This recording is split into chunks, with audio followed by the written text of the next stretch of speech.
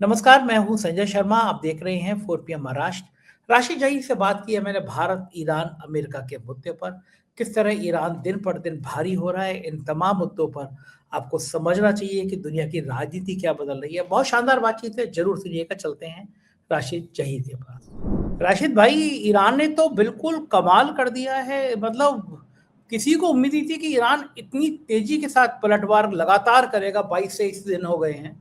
America को जिसे कहते हैं ना, नानी याद दिला दी है। अमेरिका कह रहा है कि ईरान नहीं रुका तो हम उसके सबसे बड़े परमाणु संयंत्र पर हमला करेंगे, और ईरान कह रहा है करके तो देखो, फिर हम बताते हैं, हम भी नहीं छोड़ेंगे।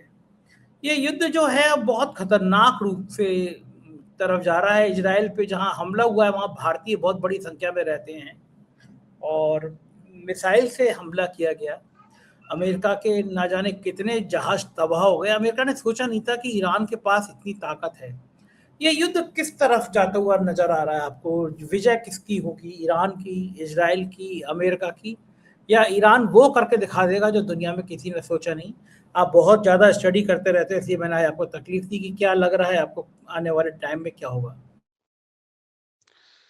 सर, विजय की बात तो ये है कि नेतन्याहू या अमेरिका इस बात की अपनी पीठ थपथपाता रहे कि विजय मिल जाएगी, लेकिन ईश्वर ना करे इसके अंदर इंसानियत का बहुत बड़ा लॉस होने जा रहा है। आपने अभी कहा कि उनके परमाणु क्षेत्र पर हमला करने की बात है। ईरान के 2 परमाणु क्षेत्र हैं, एक बुशर और एक नेतन्स।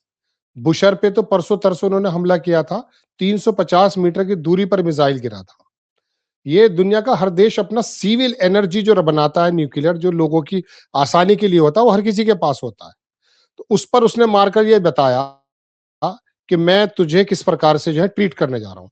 और फिर कल तो उसने नेतन्स पर हमला ही कर दिया। नेतन्स भी उनका रिएक्टर प्लांट पूरा बना हुआ है। इसके जवाब में जब ईरान ने हमला किया है, 2 मिसाइल इस प्रकार के 2 शहरों पे मारे हैं। एक डिमोना पर एग्जैक्टली उसी न्यूक्लियर प्लांट पे नहीं मारा है, पास में पड़ा है। और एक उसके 20-25 किलोमीटर दूर शहर है आरद। वहां इतनी तबाही हुई है कि इसराइल का कहना है कि 100 लोग जख्मी हैं। मरने वालों को तो मालूम नहीं है, क्योंकि बहरीन, सऊदिया और यूएई और इसराइल, इनका सर एक इत्तेहाद भी हुआ है, मीडिया का इत्तेहाद। ये पहली बार आप सुनेंगे कि इन लोगों ने, चारों ने ये मिलकर बताया कि अब हम कौन सी न्यूज को आगे लाएंगे और कौन सी को पीछे लेकर ले जाएंगे। अभी बरखद एक बड़ी पत्रकार रही हैं, अक्सर उन्होंने जो है लड़ाइयां कवर की हैं, उनको मैं सुन रहा था 3-4 रोज पहले। वो वही स्टेट ऑफ हॉर्मुज के आसपास थी।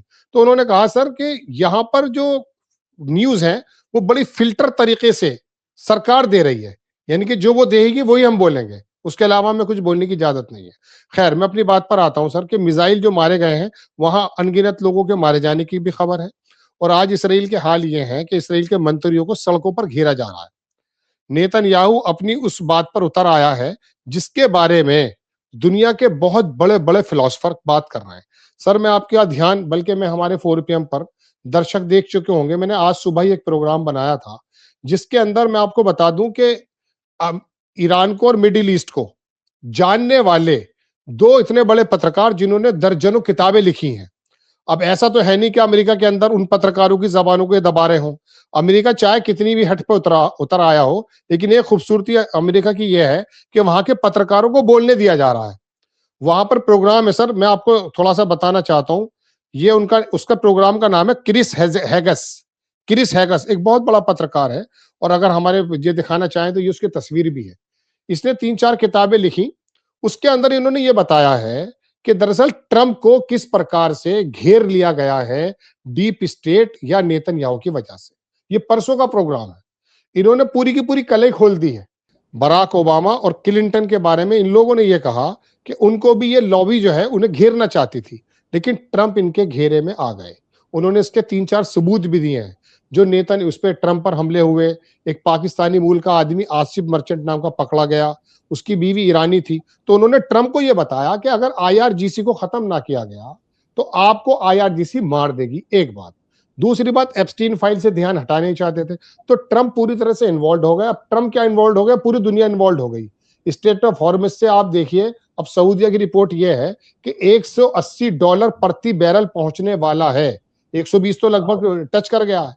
यानी कि अगर आप पिछले महीने जब वेनेजुएला पर हमला हुआ था, आप अंतरराष्ट्रीय अगर रेटों की बात करें तो $60 प्रति बैरल था, 120 हो गया, जस्ट डबल।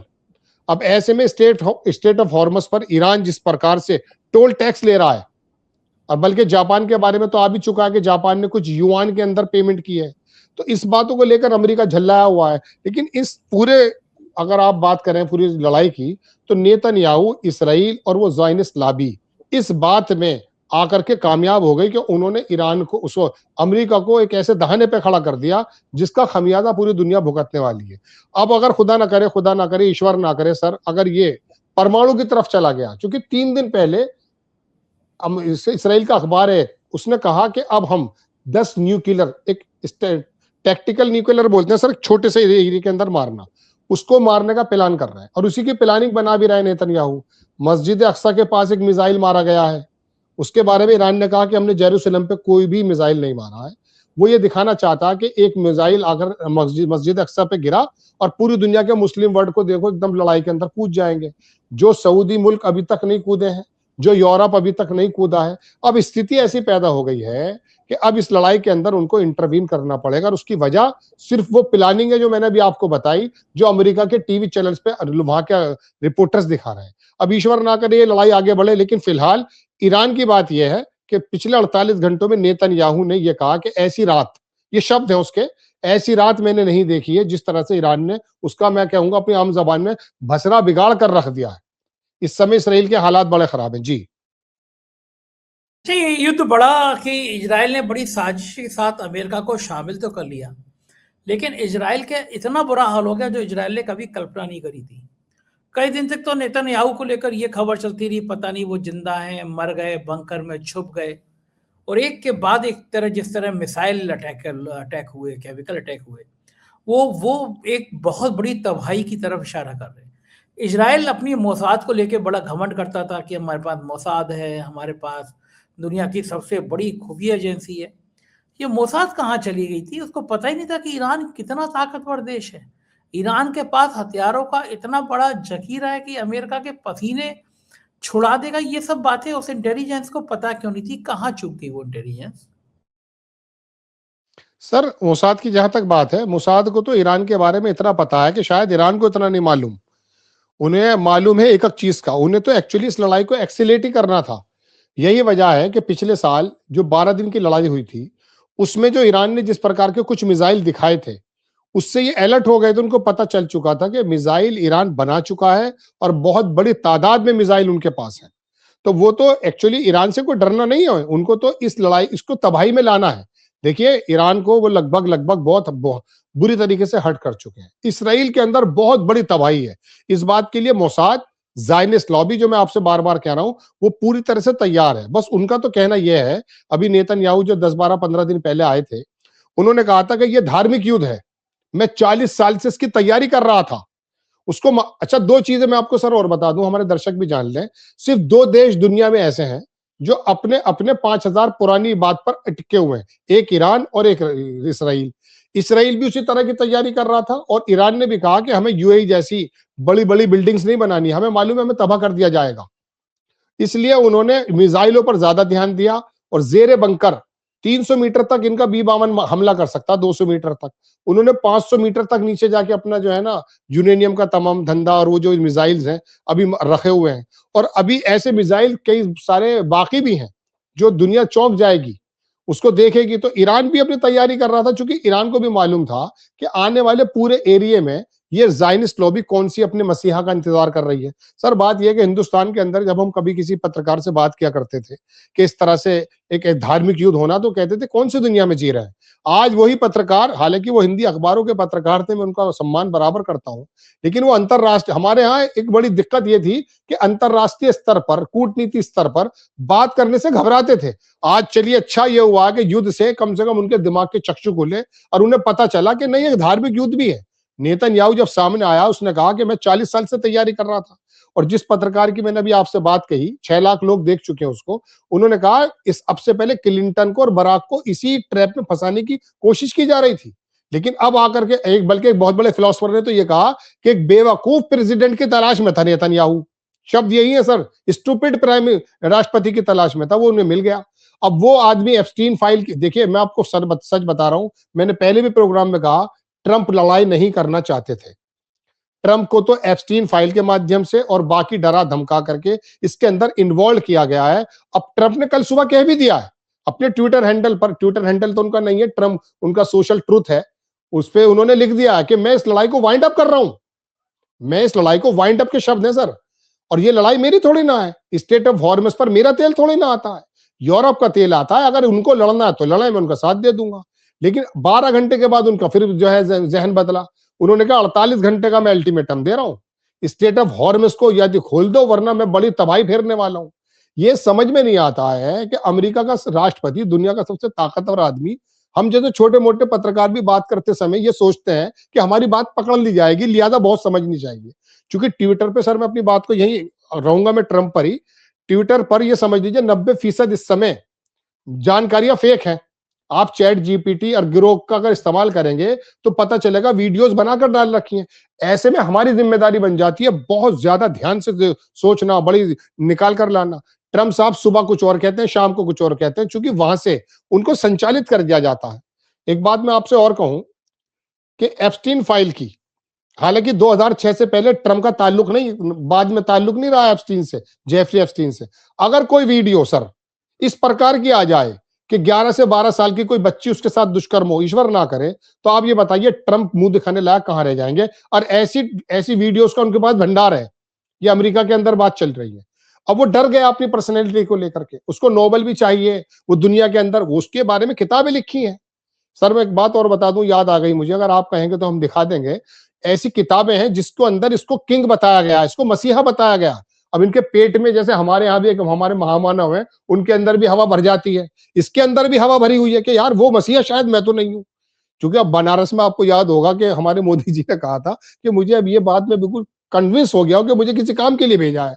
यहूदी जो लॉबी है उन्होंने दरअसल ट्रंप को ये बता दिया कि आप तो वही मसीहा हो जो है थर्ड टेम्पल बनवाएगा। तो लड़ाइयां अब सर वहीं पर जा रही हैं जहां पर हमारे भारतीय पत्रकार जो बेचारे हिंदी अखबार में लिखा करते थे, मैं उनको बहुत सम्मान के साथ कह रहा हूं, जब उनसे कहता था कहते यार कौन से युग की बात कर रहे हो, वो युग सर आ गया। लेकिन आपकी हमारी चिंता अपने देश को लेकर है, हमारे लोगों को लेकर है, इंसानों को लेकर है। हम नहीं चाहते कि बुशर जो ईरान के अंदर पावर रिएक्टर प्लांट है उस पर जो हमला किया गया सर, अगर उसको हम मैप में दिखाएं तो वो तेहरान से 1200 किलोमीटर है, लेकिन वो उनका कोस्टल लाइन के पास में कतर को, कुवैत को कवर करता है। अगर वहां पर ताबनाकी फैल गई, वहां पर रेजेस आ गई, तो आप ये समझ लीजिए कि लोगों के फेफड़े फट जाएंगे, खून निकल आएगा। अभी समझते नहीं है दुनिया, हिरोशिमा नागासाकी को सुना है हमने, जब 2 लाख टेम्परेचर बन जाता तो सब कुछ लावा बन जाता है। तो ऐसी जगह पर लड़ाई पहुंच गई है। मैं बड़ी तकलीफ के साथ आपके सामने बयान कर रहा हूं, और उसका वाहिद जिम्मेदार इस वक्त नेतन्याहू और इसराइली लॉबी है। लेकिन ईरान ऐसी कमर बांध कर आया सर इस बार। ईरान के किसी भी दुनिया के किसी रिपोर्टर ने अभी तक ये बात नहीं कही है कि ईरान के किसी स्टेटमेंट से ये लगा हो कि वो थोड़ा सा भी मुच गया है, थोड़ा सा भी दब गया है, और वो जो बात बोल रहा है सर उसको दूसरे दिन वो कर देता है। वो इनकी तरह नहीं है। वो कहता है कि अभी जैसे धमकी मिली है और ट्रंप ने कहा कि मैं सारे एनर्जी सेक्टर को बिगाड़ कर रख दूंगा। उसने कहा अगर आप मेरा ये काम करेंगे तो मैं पूरे के पूरे जो मिडिल ईस्ट है, दुबई में they can't survive without electricity, वो नहीं रह सकते सर, उनके केबिन बने हुए हैं। वहां की अगर इलेक्ट्रिसिटी, वहां की पानी का निजाम अगर बर्बाद कर दिया गया तो आप यकीन मानिए मिडिल ईस्ट में पूरी जगह तबाही फैल जाएगी। और हमारे यहाँ ईरान हमसे कुछ ज्यादा दूर नहीं है। ईरान पर ईश्वर ना करे अगर कोई हमला होता है, अब दिल्ली में बैठ के हम ये सोचने लगे वो तो बहुत दूर की बात है, नहीं, अभी तो सिर्फ सिलेंडर पे हाहाकार मच रहा है। ईश्वर ना करे अगर यहाँ हमले इस प्रकार के होने शुरू हो गए तो ये समझ लीजिए कि वो असर हमारे पास भी आएंगे। ये मौका बहुत ही ज्यादा क्रूशल है। ऐसे समय में भारत को 140 करोड़ लोगों की जनता का प्रतिनिधित्व करने वाले मोदी जी जिस तरह की बात करते थे, दुनिया उनकी तरफ देख रही थी, लेकिन पता नहीं क्या हो गया। हाथी के जो है ना कान बड़े हो जाते हैं तो शरीर नजर नहीं आता सर। इनको मालूम ही नहीं है कि भारत है क्या। आप नो डाउट 10-11 साल से आए हैं, लेकिन भारत के बारे में आप दुनिया के बारे में जानकारी तो करें। हमने उस समय दुनिया को वो राह दिखाई है गुट निरपेक्षता की, जब दुनिया बटी हुई थी 2 धड़ों में। आप आगे आकर बात करें। जब ईरान हमारे सिंदूर ऑपरेशन में बात कर सकता तो आगे आकर बात करनी चाहिए। लेकिन यहां तो बात क्या चल रही है, यहां तो अमित शाह की दूसरी प्लानिंग चल रही है। यहां तो योगी आदित्यनाथ को हटाने की, मुझे तो कभी कभी लगता है कि नीतीश वाला मसला कब खत्म होगा। नीतीश की सरकार, अभी तक हमारे लोग बाजी नहीं आ पा रहे हैं। हमारी सरकारें सिर्फ इस चक्कर में है कि किस प्रकार से विपक्ष के नेताओं के मोबाइल बंद किए जाए, न्यूज चैनल बंद किए जाए, यूट्यूबर्स को बंद किया जाए। अरे भैया, इससे बड़ा मसला है भाई, दुनिया हमारी तरफ देख रही होगी, आप बात करें, वरना अभी सिलेंडर के लिए लोग आए हुए हैं, पता नहीं किस चीज को लेकर शहर में आ जाए, सड़कों पे आ जाए लोग। जी राशिद भाई, आपने कहा कि एप्स्टीन फाइल एक बड़ा मुद्दा है। हमारे यहाँ बड़ी सामान्य भाषा में कहा जाता है कि आदमी बड़ा छिछोरा है, यानी बड़ा सड़क वाला टाइप का स्तरहीन आदमी है। एप्स्टीन फाइल को लेकर बड़े देश के राष्ट्रपति हैं, शब्दों का इस्तेमाल नहीं करना चाहिए, लेकिन ट्रम्प छिचोरी हैं। जिन बच्चियों के संग फोटो आ गए, नरबख्शी है। तो जो आप हमारे यहाँ नवरात्रि चल रहे हैं, 12-13 साल की तक की बच्चियों के पैर छूते हैं, हम मानते हैं कि देवी हैं इनमें, ईश्वर है इनमें, और वो 10-12 साल की बच्चियों को शरीर नोच रहा है, खसोट रहा है। तो ऐसे छिछोरे आदमी को तो क्या फर्क पड़ेगा कि उसकी इज्जत तार तार है। लेकिन हाँ, ये बात है कि आपकी बात सही है कि ट्रम्प को ये डर होगा कि अगर वो वीडियो आ गए तो शायद अमेरिका में विद्रोह हो जाएगा। और अमेरिका के इतिहास में अमेरिका कहता है हम बहुत बड़े राष्ट्र हैं, हम बहुत बड़े ताकतवर हैं। इतना स्तरहीन राष्ट्रपति कोई आया नहीं है जिसने अमेरिका की इज्जत इतनी गिरवा दी। लोग उसको जोकर की तरह इस्तेमाल कर बात कह रहे हैं कि जोकर है, आज कुछ कहता है कल कुछ और कहता है। अमेरिका के बहुत सारे जहाज गिरा दिया ईरान ने। कभी कभी ऐसा होता है राशिद भाई, बहुत ताकतवर आदमी हूँ मैं अपनी सोसाइटी का, और मैं अपने गार्ड को गाली दे दूँ, थप्पड़ मार दूँ, तो उसको पता है गार्ड को बहुत बड़े आदमी होंगे, ये मेरा, मैं तो क्या कर सकता हूँ। लेकिन पलट के गार्ड मुझे एक दिन गधा कह दे तो मेरी सब इज्जत खत्म हो जाएगी। अमेरिका को भी यही ईरान था कि गुमान था कि ईरान तो छोटा सा मुल्क है, और ईरान ने बैंड बजा दी। अमेरिका के अंदर भी जो आर्थिक तूफान आया हुआ है, जहाज गिरने के बाद उनकी इकोनॉमी बर्बाद हो रही है। आपको लगता है कहीं ऐसा ना हो कि अमेरिका के लोग ही ट्रम्प का बोरिया बिस्तर बांध दें वहां पे किसी से? मैंने सर कहा कि अमेरिका के लोग जो हैं वाकई वो बड़े लोकतंत्र में विश्वास करने वाले हैं, और उनका जो फेडरल सिस्टम है उसकी दुनिया में मिसाल दी जाती है। दुनिया का सबसे बड़ा पुराना लोकतंत्र है। और अमेरिका के लोग हमारे यहाँ नहीं है कि डरा दिया जा रहा है और बंद कर दिया जा रहा है, और पाकिस्तान की तरह बिल्कुल जो है इमरान खान के खिलाफ कोई प्रदर्शन नहीं हो सकता, उसके पक्ष में नहीं हो सकता। वहां के लोग सड़कों पर आ रहे हैं, कई शहरों के लोग आ चुके हैं। और आने वाले वक्त में अगर ट्रम्प की एप्स्टीन फाइल और ये ईरान का जो मसला अगर नहीं संभलता, तो ये जो महंगाई है वो बड़ी डीपली उसकी निगाह रखते हैं। उनको मालूम है अब पूरी दुनिया के अंदर तमाम जो देश हैं उसके सरबराह इस बात को एहसास कर गए कि यूरोप को और अमेरिका को इस लड़ाई में घसीटने वाले दरअसल इसराइल है। और ये बातें चल रही हैं, और यूरोप ने इस बात को कहा भी है, अमेरिका के लोग भी कह रहे हैं। और जिस दिन ये जो है ट्रम्प साहब के अगर ये काले चिट्टे सामने आ जाते हैं, तो उस वक्त तो समझ लीजिए बवाल ही आ जाएगा। ऐसा नहीं है कि हमारे यहाँ हेलीकॉप्टर की खबर हुई थी, गुजरात में खबर हुई थी, मैं बार बार इशारों का नारों में मुझे बात करनी पड़ रही है और सब कुछ जो है शांत हो जाता है। नहीं नहीं, वहां ऐसा नहीं है। वहां बोलने की आजादी आज भी है। मैं जिस लोग रिपोर्टर्स की बात आपसे कर रहा हूं, बराबर टकर कार्लसन की हत्या के बारे में बात हो चुकी है। 3 बार वो समझा चुका ट्रंप को, 3 बार उसने पॉडकास्ट किया और उसने कहा सर ये आप गलत कर रहे हैं। उसकी हत्या, उसके बल्कि ऊपर एलिगेशन लगाए जा रहे हैं। बल्कि ट्रंप की जो एक डायरेक्टर था उसका, मैं कह सकता हूं एक उसका काउंटर टेररिज्म का, उसने अभी परसों तरसों इस्तीफा दिया है। तुलसी गैबर्ड उसको लेकर के गई, तो उसने कहा कि कोई भी ऐसा इमिनेंट थ्रेट ईरान की तरफ से नहीं है जो झूठ बोला जा रहा है। और उसने बाकायदा कहा कि ये लड़ाई दरअसल इसराइल की है, जो धार्मिक लड़ाई है उसमें अमेरिका, अब तो अमेरिका के लोग देख रहे हैं इस बात को। और इसमें भी कोई दो राय नहीं कि जिस दिन भी ये कुछ फाइल, क्योंकि ये फाइल जो है ना ये सर उन्हीं के कब्जे कुदरत में है। जो मैं आपको बता रहा हूँ कि वो ज़ायनिस्ट लॉबी एक जमाने से काम करते हैं, वो आज का काम आज नहीं करते।